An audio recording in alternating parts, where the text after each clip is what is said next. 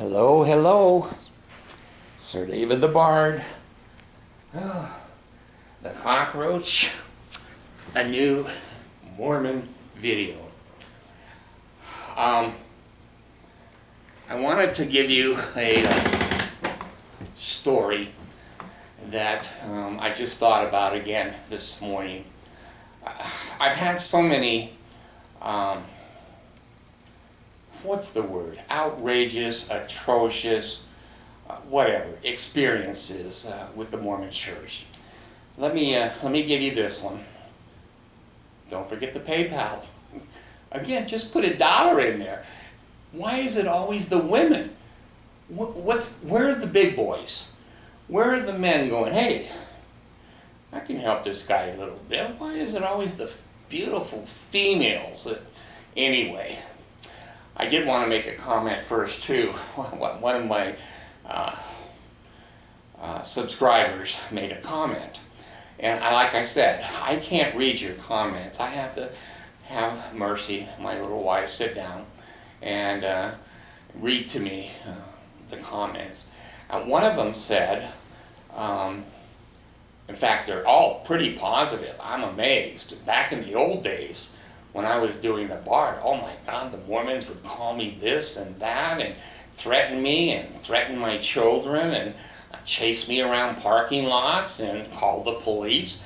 This new generation of Mormons are not evidently quite as violent as the older generation. Anyway, this subscriber said to me, what are you doing with your hands? Now, I hope that this camera is focused just on my fat chest, because my fat stomach, we'd have to get the wide angle part of the camera to work. And so, you know, hopefully you see me here from the chest up, and you're going to see wires and computers and shit that keep me alive. God only knows why, and that's true. Only God knows why. And he said, well, it appears that you're playing with your balls. I go, how would he know that? The camera doesn't show it. So anyway, I'm having a hell of a time. I'm really having a good time in my old age. He's right. I am looking for my balls. Since I've been 70, maybe even 65, they've disappeared. And I have been searching ever since. So anyway, that subscriber is being funny. I appreciate his sense of humor, and I'm willing to take any kind of comments that you want to make, good, bad, indifferent. I'm always willing to take your $1 into the PayPal and subscribe because that helps me to actually make some money too. Okay, here's what happened. I was living in Newberry Park, California, and the steak was the I can't remember if it was, I think it was the Newberry Park Steak Center, and I was running a daycare center there for 12 children.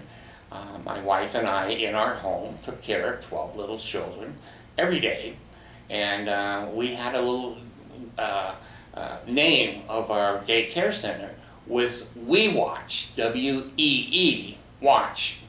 And our saying was, and I'm telling you because I thought it was clever, when Grandma's unavailable, we watch. It did good. It made good money, and it was fun. I enjoyed supervising a small staff and the program, etc. Well, we had a couple that were attorneys. He was an attorney and she was an attorney, and we were watching their child in daycare. They had a beautiful home in Newberry Park. It's not a cheap area to live in. It's like, you know, Westlake, Thousand Oaks, etc. And we had gone by their house several times, and it was across the street from a beautiful open park area.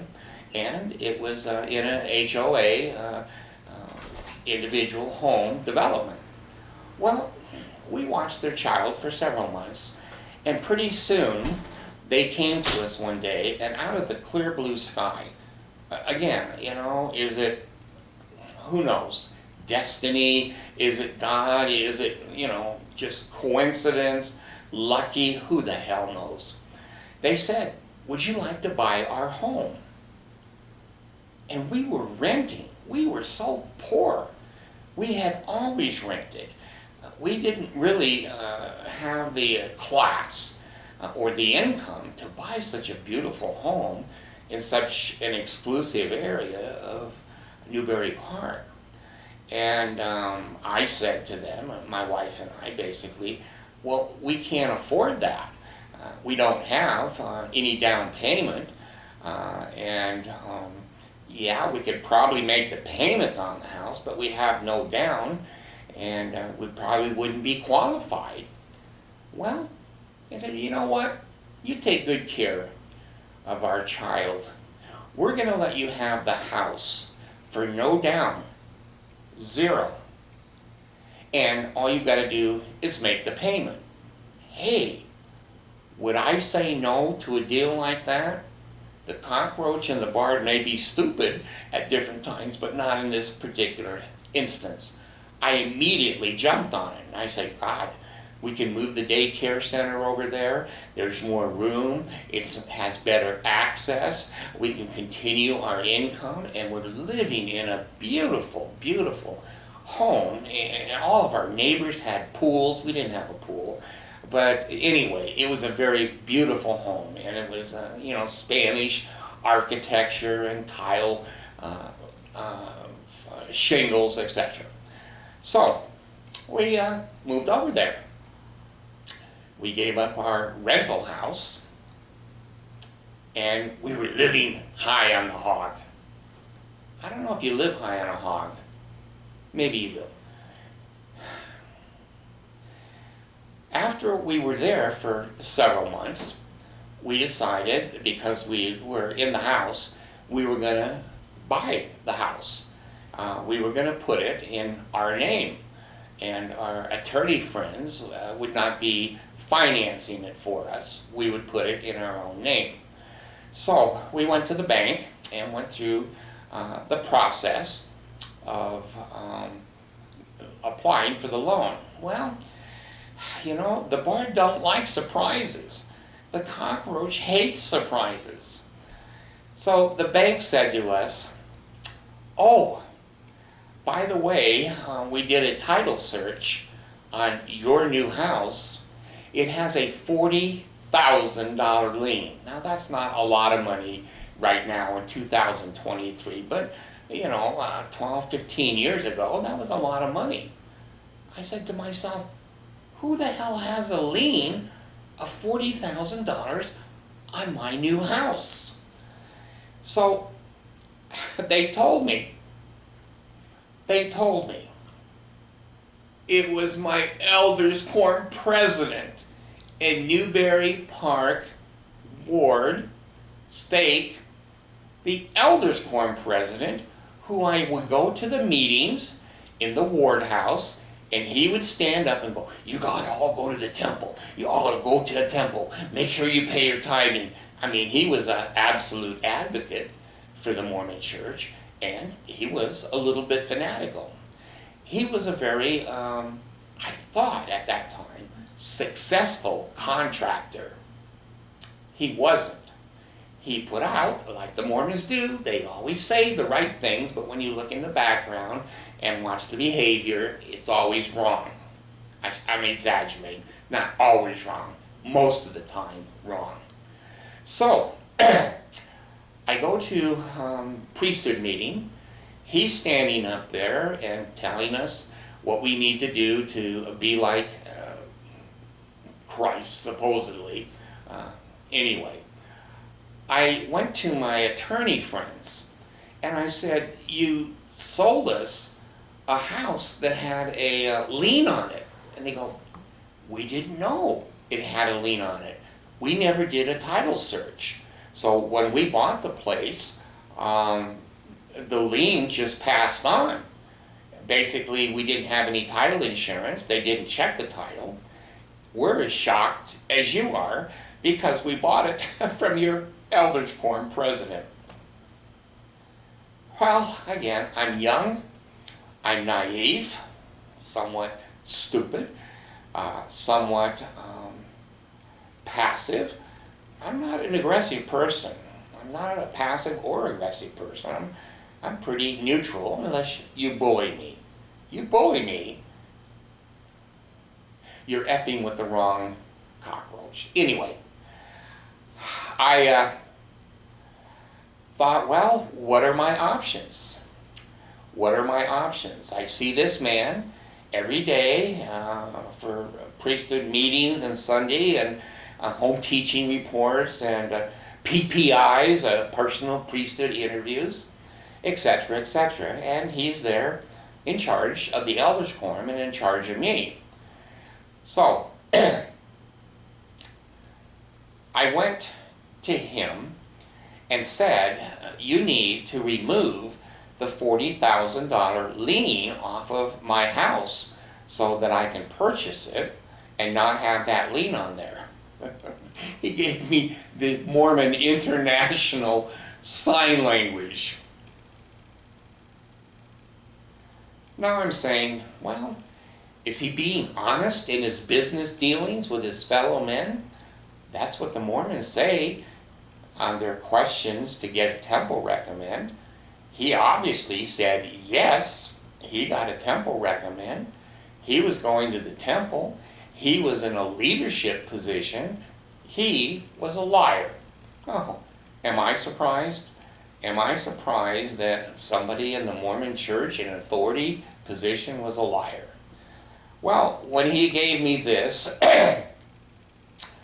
I thought, and that's dangerous, you know, when you make the bards sit down and the cockroach sit down and they talk together, they start to think. And they seem to be very creative, very creative. They get shit done. Anyway, I went to the stake president, not the bishop, the top dog, stake president of Newberry Park. And I wish I could remember his name because I'd love to put it on the video. I'm sorry, I don't remember his name. But I sat down with him and told him we need to have a little chat. You love that phrase and I love it. Usually it's me that they want to chat with. Well, I wanted a chat with him. I had a good friend who back in those days could pull up, we called it TRW, I forget, Espion now, or TransUnion, or Equifax. I was able to get a copy of my elders quorum president's FICA and credit report. Most of the time in those days, your credit report was 1 page, maybe 2 pages. If you really, you know, were in business and had a lot of reporting. This man's credit report, the president of my elders quorum, had to be at least 12 pages, if not more. I had to fold it and fold it and fold it. So I had the meeting with the stake president, and I took in the credit report. I didn't say too much. I said, I'd kind of like you to look at Elder, I can't remember his name's, credit report.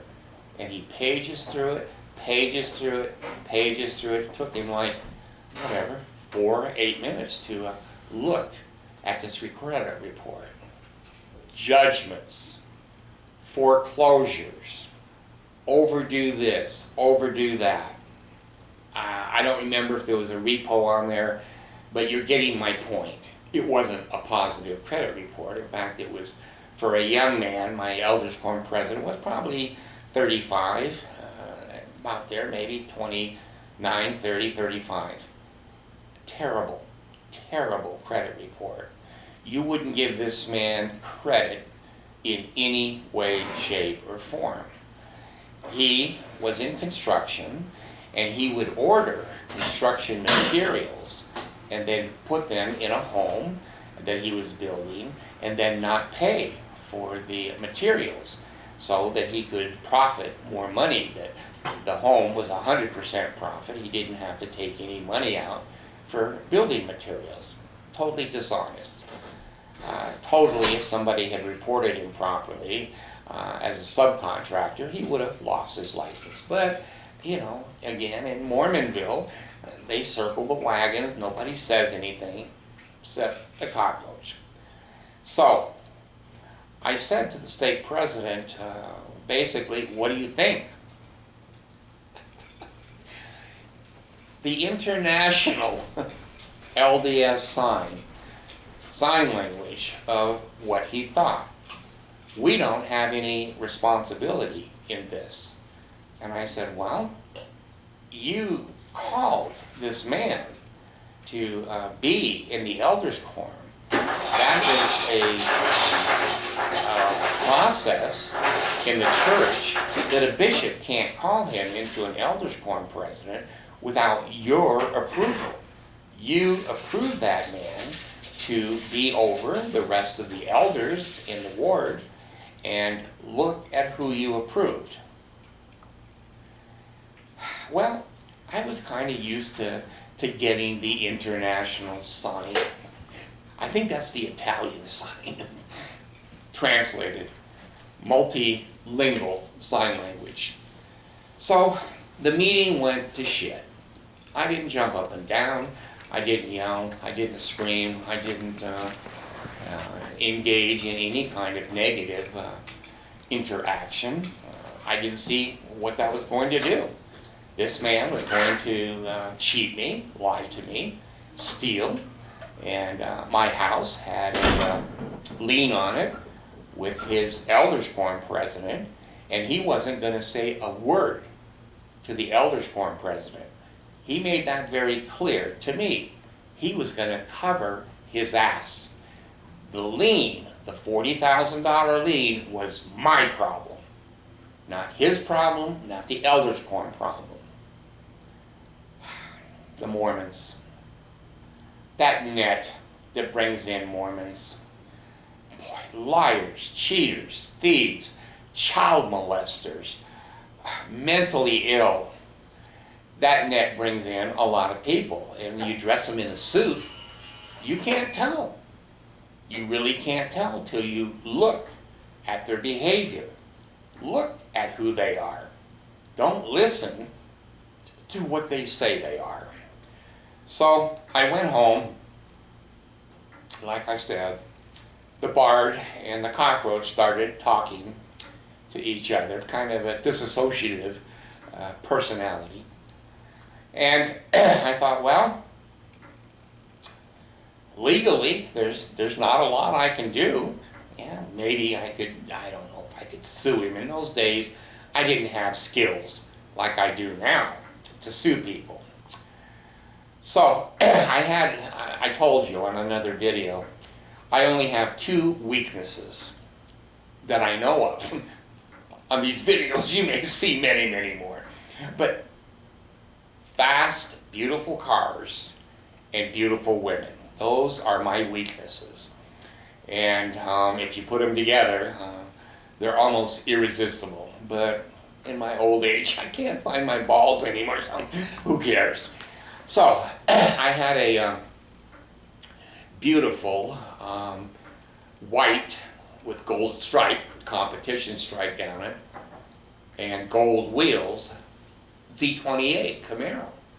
It's a nice car, fast, sharp, ride around, and people would look at me and go, hey, he must be cool. They didn't know me, but in the monkey world, if a man drives around in a really neat car, the female monkeys sometimes think, hey, that's a good catch. Little did they know. Little did they know. Anyway, I took my new car and in removable red paint, water paint, I put on both sides of the car hood of the car and the trunk of the car. Mormon state president dishonest. I just wrote those words on there. Now, was that libel? Was that slander? It'd be hard to prove because the facts are a first-line defense against libel and slander. If you're telling the truth, it's moot. Fancy legal word. It doesn't count. So I thought, well, the state president lives up on the hill. Really, it wasn't a gated community, but it was a very expensive, nice community. So I took my Z28 up with the paint on it. I parked it right in front of his house on the curb. I got out, I had a ride back, I left it, locked it, left it. I'm not sure how long it sat there, but it wasn't very long. One thing the Mormons hate, they hate is when you identify them and that the facts don't match their truth. I think his neighbors thought, what the hell is going on with, Mr. State President? Well, I guess he felt a little embarrassed, maybe humiliated, maybe he was just an asshole, which is probably a more accurate description of the human being. So, I was sitting in my house in a daycare center and doing my work and job. I'd left it up there. I don't even know if it was overnight. It might have been overnight one night. But anyway, the doorbell rings.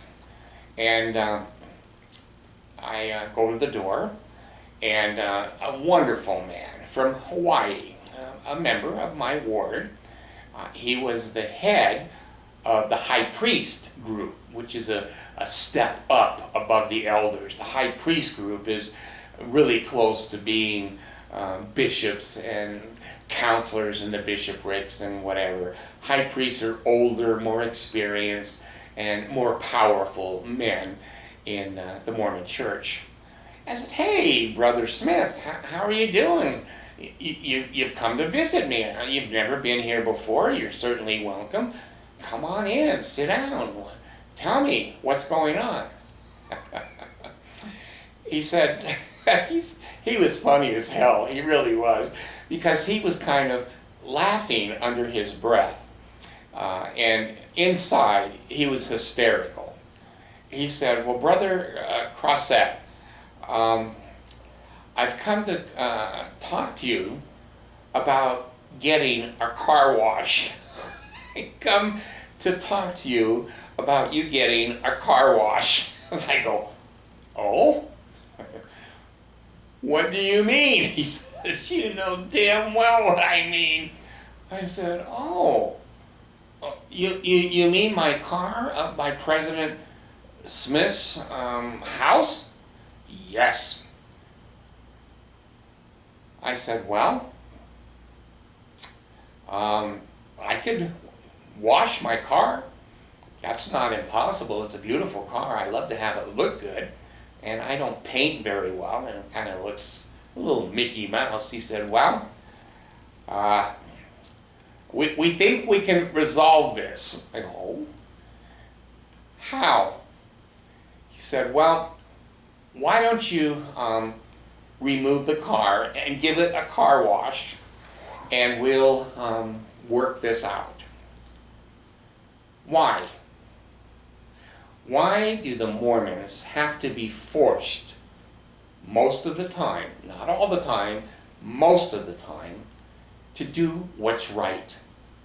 Why don't they have any moral compass? They don't even have a compass. You couldn't even call it a compass or moral. They were bullying me. They were saying, we're the state president. We're powerful. Everybody worships us. And all these people in the ward and the state, they come to state conference and we stand up at the podium and what we say are scripture. The temple says, no ill speaking against the Lord's anointed. That's the covenant you raise your hand to. I raise my hand now in the temple like this, that there's no ill speaking of the Lord's anointed. In other words, you shut your damn mouth, you do what you're told, and they say in their temple ceremony, you will bow your head and say yes. You do. You do. You're that brainwashed. So, he had to be forced to do what was right. Well, I don't know what went on totally behind the scenes, but my bank called me on my loan application for my new home that the lien had been removed. A victory? I don't know. In this world of monkeys, in this world of such confusion and hatred, lying, cheating, and stealing, and dealing with creatures that are so lowly, disgusting, how I could say this was a victory. Was it a vindication? I'm not even going to go even into those areas at all. The lien got removed because I put my new car with a message on it in his neighborhood. The state president was going to do this to me. It wasn't the church's problem. It wasn't his problem. When the bard and the cockroach said, it is now your problem. In front of your house, all of your neighbors know you are a 14-carat asshole.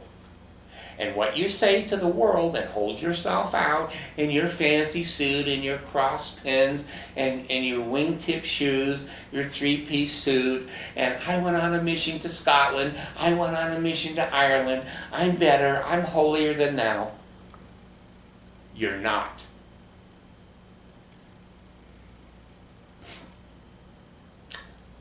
The lien was removed. I was able to buy the house. Now, I went to my elders' quorum meeting because I was active. Now, I thought that this was an aberration. I learned later, after 58 years in the Mormon church, it's no aberration. It's common behavior. This kind of bullshit, it goes on all the time. Pyramid schemes and I can't even go into all of it. Look at the bard, pyramid schemes, etc.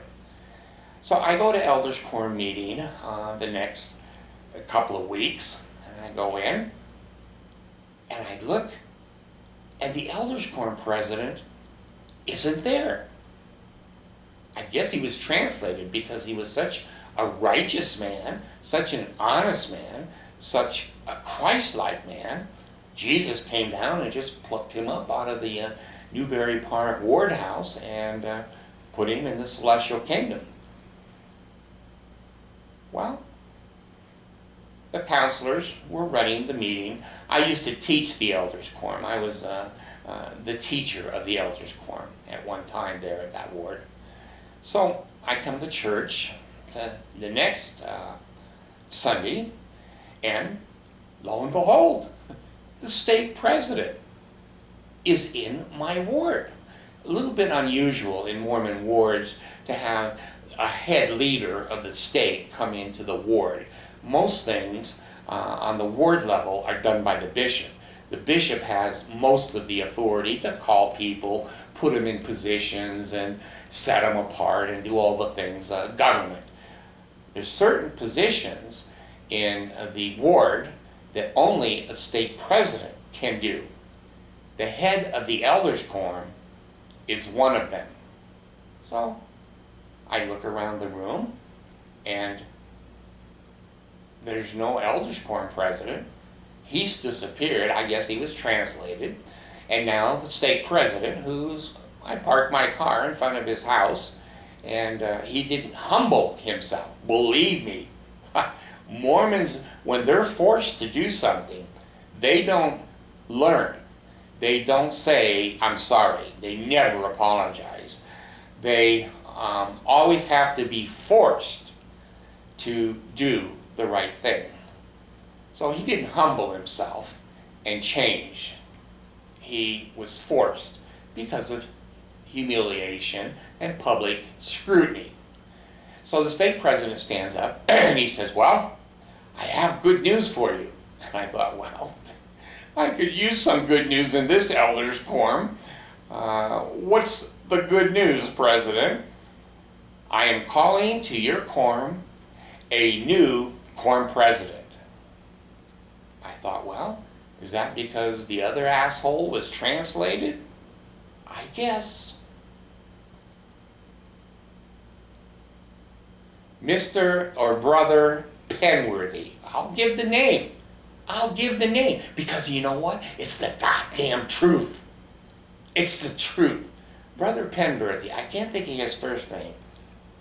Anyway, he lived up by the stake president in that new housing tract. A little nepotism? I don't think so. Anyway, Brother Penworthy, Elder Penworthy, Brother Penworthy, the magic words, stood up and introduced himself, that he was the new president of the quorum. Well, time went on. Now again, here, you're not going to believe this shit. I wish I was making this up, but you can't make this crap up. The Mormon Church can create things that you can't even imagine. Here's what happened. Brother Penworthy was called to be the president. Now, he has the authority now to call his counselors, a first counselor and a second counselor, to rule with him over the rest of the elders. I get a call from Brother Penworthy. He says, David, we need to have a little chat. I go, God, oh, was I born to just have little chats with the Mormon Church? I don't know. I said, okay. So I went to the stake center, and we were outside. We were walking on the sidewalk. In California, the weather's always good. And he said, well, I've been inspired. And I thought, oh Lord, when you hear a Mormon say that, reach back and grab your wallet. They're always inspired to take your money or take advantage of you. He said, I don't want to do this. And I really want you to know that. And I thought, well, shit, I'm going to be excommunicated, or I'm going to go on probation, or they've cooked something up to barbecue a cockroach. They're going to have a cockroach barbecue. And he said, well, I've been inspired to call you into my elders' quorum presidency. Now, I had to, at that point, clean myself up. The poo-poo and the pee-pee were running down my legs and onto the Mormon Stake Center sidewalk. I said, what? Me? The cockroach? The bard? The one that drove the other elders' quorum president to be translated? And by the way, let me take a shortcut here. The translated elders' quorum president moved to Utah. Every Mormon all over the world that gets into trouble always moves to Utah to start over, to get invested in business, society, etc., to cover up basically what they did. So I said, all right, I accept. It was a very hard conversation. It wasn't a, gee, brother, let's get together, let's see if we can be Christ-like, let's see if we can help these other men be good men and learn.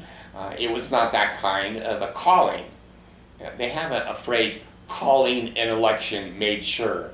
That's the second anointing, which most of you Mormons have never heard of.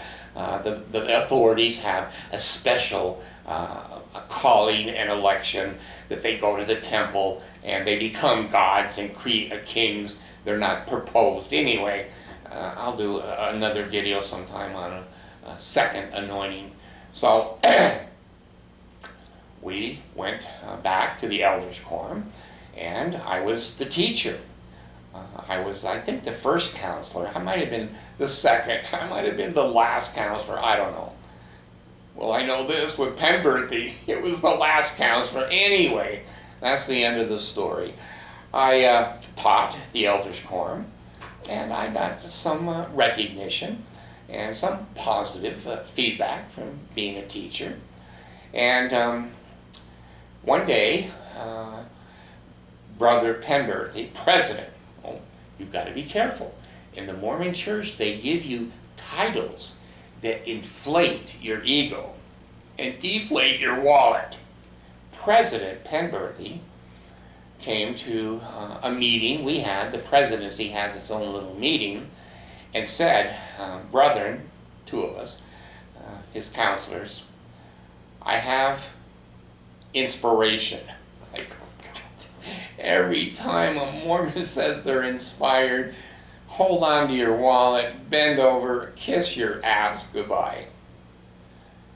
And I said, President Penberthy, what is your inspired vision? He said, we're going to make a movie. Now, this is California. We see all the time streets that are blocked off and movie stars and cameras and lift trucks and things. It's not unusual in California in those days to see movie crews over in your area making a movie, doing a shot. So I was more than taken back. I was more than taken back, and I said, well, President, why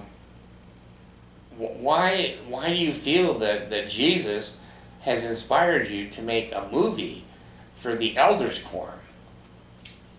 He said, well, I bought, in those days, a Beta movie camera.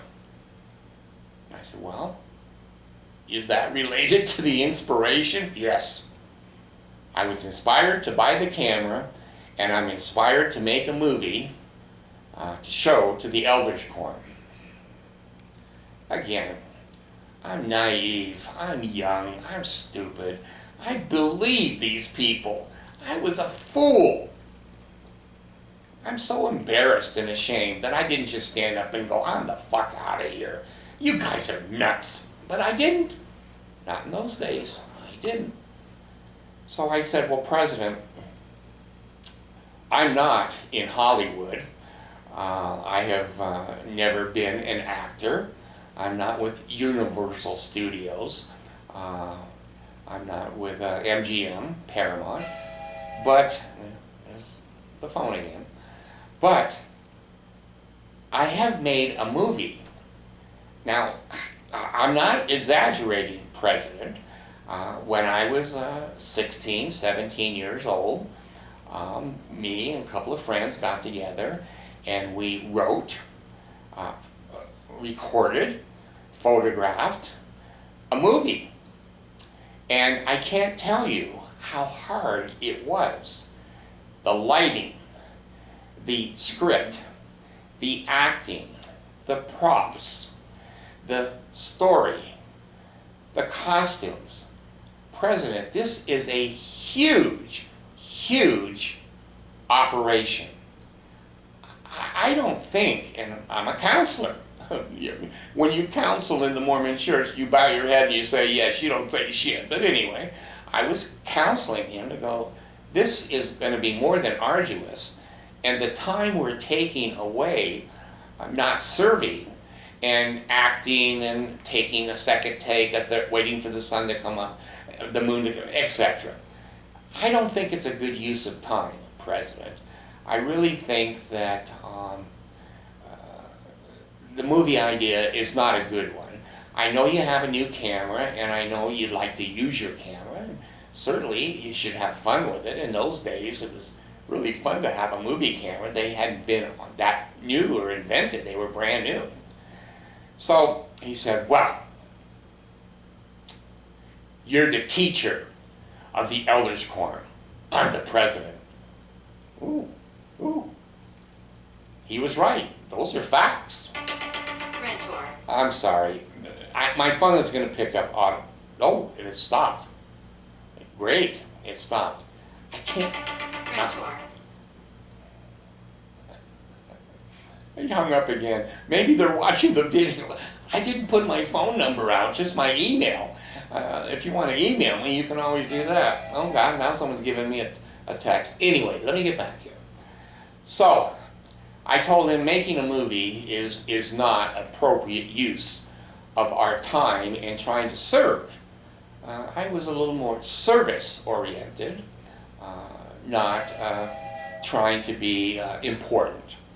So, he put me in my place and said, you're the teacher. And I said, well, okay, I will conform, bow my head, say yes, and I will be the teacher. Now,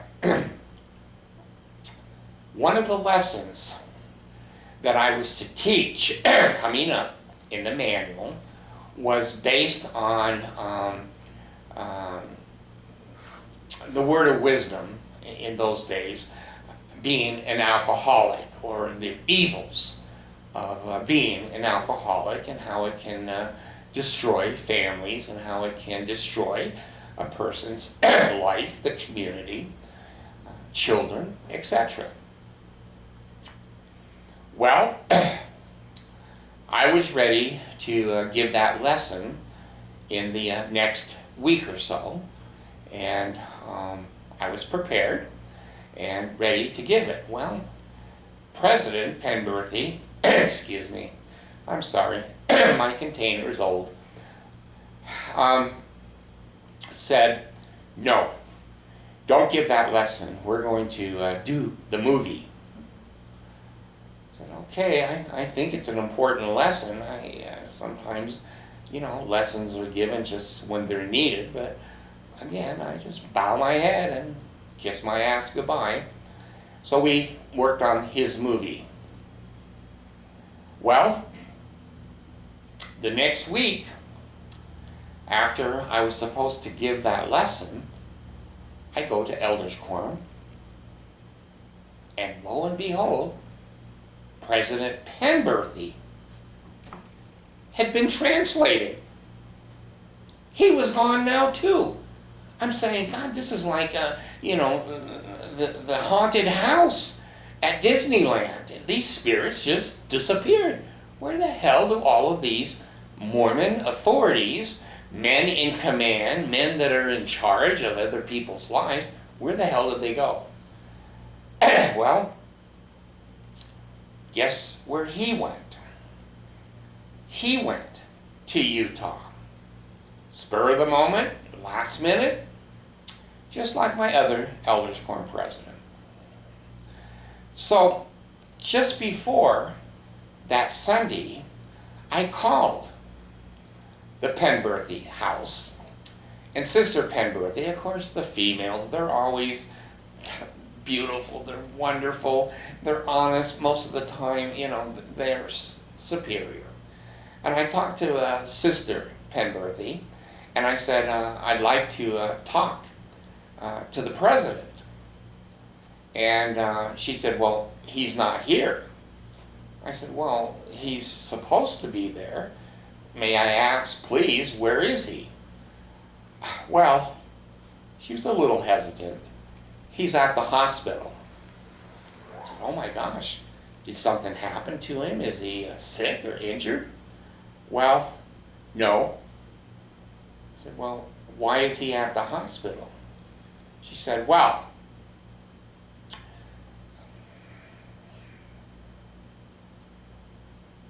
this was a long time ago, but I feel it. Brother Abernathy, whatever his name was, Smith, who knows, tried to kill himself last night. and he's now in the hospital. And the president went over to see him. He is an alcoholic, and he tried to commit suicide, and he's now in the hospital. That man would have heard that lesson on alcoholism if we had not been working on a movie. Am I so bold to say that lesson may have kept him from committing suicide? Of course, I can't say that. But I can say this: if he had heard that lesson, if that had been given as it should have been given, rather than making a movie and being inappropriate, maybe, I can't say 10%, 1%, 100%, but I can say to you, and you can agree with me, that maybe if he had heard that when he should have heard it, that event may not have happened.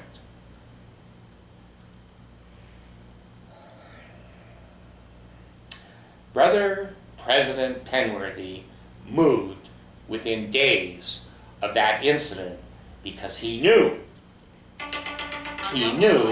the cockroach Bard would say something. Hello, David Crossett, go ahead please.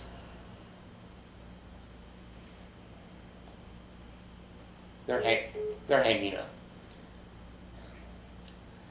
Do you think this is a coincidence? How many times do you think I get a phone call that people just hang up? Never. When I'm doing these videos, how many of you heard on the videos? Coincidence? Aberration? You decide. President Penworthy moved overnight to Utah and was never seen or heard from again in the Newberry Park state. So, I'm going to basically end this video. I know they get long, but you know, I have to tell the damn truth. If this helps you, if this educates you, if this entertains you, some of you maybe, I love some of the comments you made, just laughing your ass off. Some people have said years ago, I should have been a stand-up comedian. I should have been, because now I'm a sit-down comedian. I can't stand up anymore. So that was a revelation to them, and I didn't obey it. Well, here are how events have transpired in my life being a Mormon. Is it going to happen to you? Who knows? Am I predicting it? No. No. You could have a very different experience. But this has been my experience. I'm sharing it with you. There's a lot of people that don't want it being shared. I looked last night on my YouTube and I keyed in my voice activation because I can't see shit anymore. I can't dial it, but I keyed in Mormon church. Shit. There's a couple of videos of me there under the term YouTube Mormon church.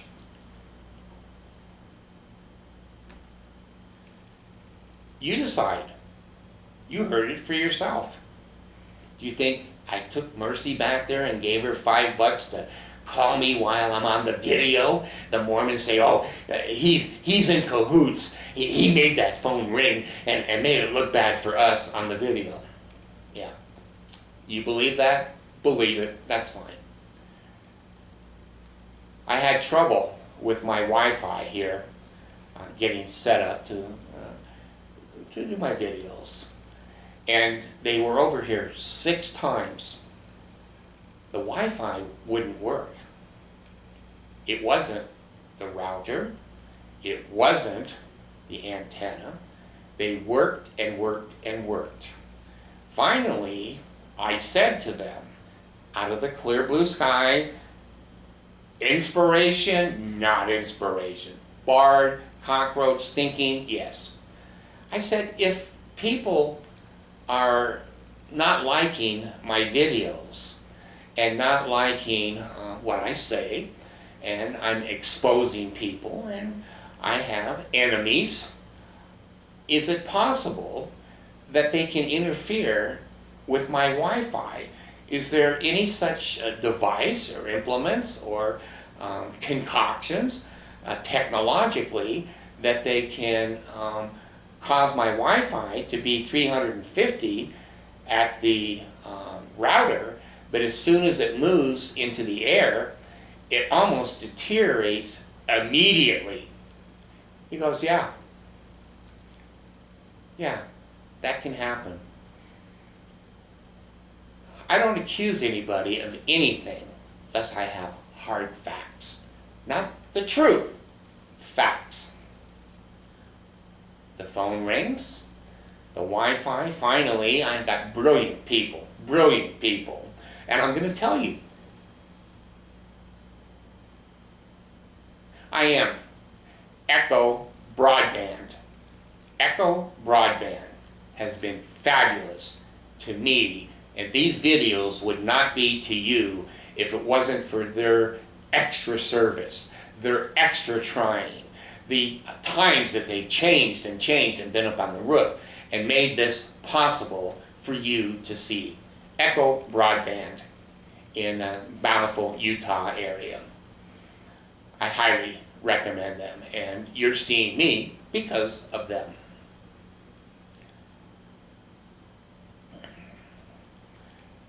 I have had what used to be called, I don't know if they're still called this, and I don't know because I haven't had one, spoof calls. I love that word, spoof. What that is that somehow these young people that really understand the technology very well, they can call me on my phone, and it's the Mormon Salt Lake Temple phone number. I look at it and go, God, I am going to get resurrected. I am going to get translated. They've changed their mind. They're going to be honest. They're going to be kind.